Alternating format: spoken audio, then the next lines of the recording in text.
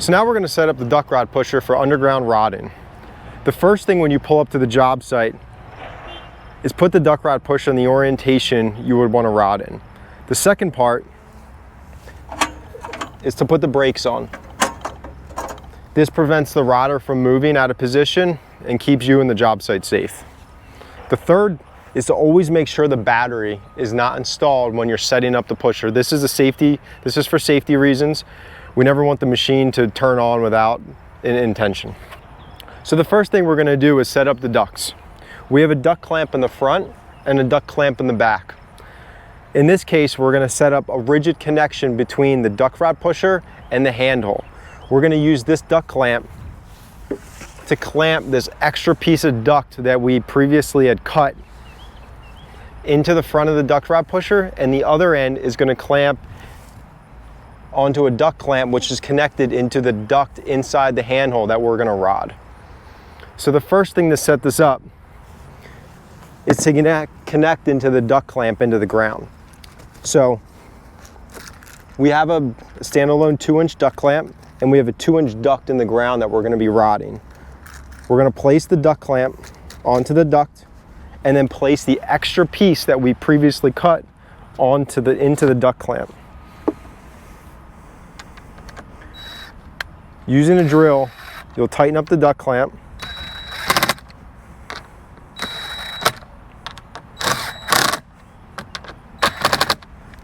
And now we have a rigid connection between this extra sample of duct and the duct in the ground. The next step is we're going to move back over to our duct rod pusher and we're going to clamp this end of the duct into the duct rod pusher. So we'll unscrew the duct clamp. Here's the duct clamp. When installing the duct into the front duct clamp, ensure that the duct is as close to the wiping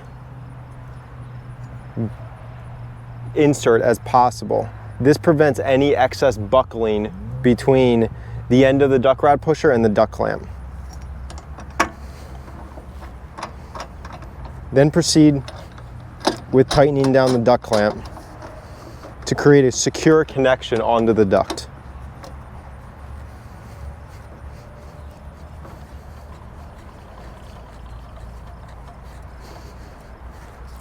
Now that we have a secure connection on the duct, we're ready to start rodding.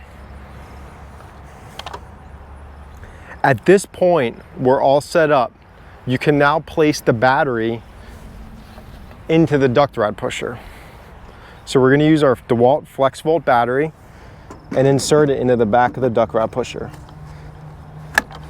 Be sure the battery clicks in place to ensure it's properly seated into the receiver.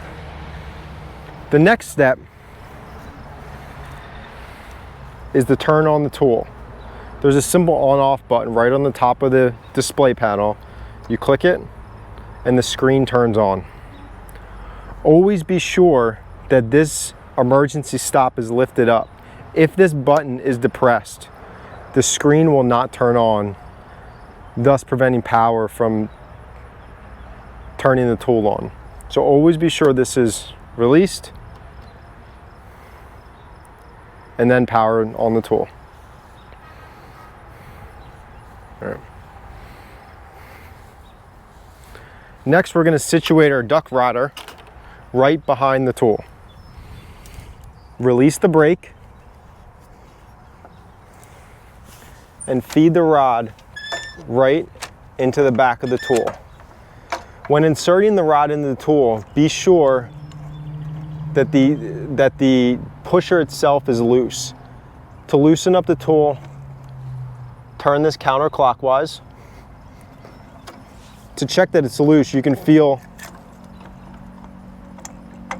this upper mechanism move around. Then the duct rod will easily slide in. To give it a little of assistance, you can make sure the tool is in forward mode, and using the powered wheels help guide the tool in.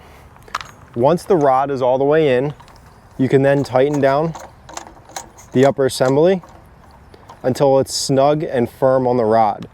As it's tightening down, you can see these springs depressing. You can see this getting closer. Depress the springs about halfway, and that's sufficient downward tension on the, or downward force onto the duct rod. Once it's clamped down, you're ready to rod. Simply pull the trigger.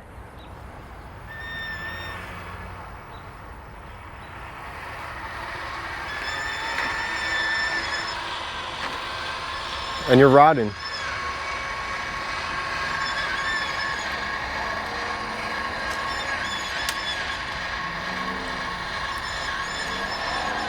I'm gonna zoom in, you can see the numbers counting up.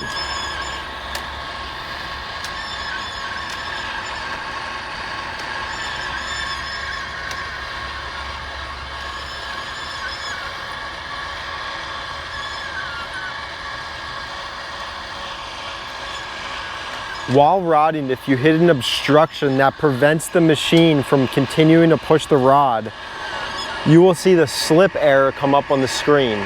That slip error goes from 0 to 100% slip.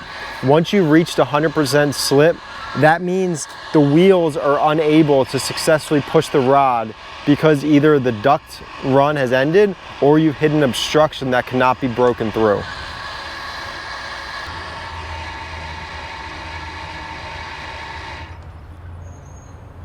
Once you've reached to the end of the rod, simply release the trigger, press the reverse button, and pull the rod back out. As you're pulling the rod back out, the machine will count down back to 0 as the rod is retreating from the duct.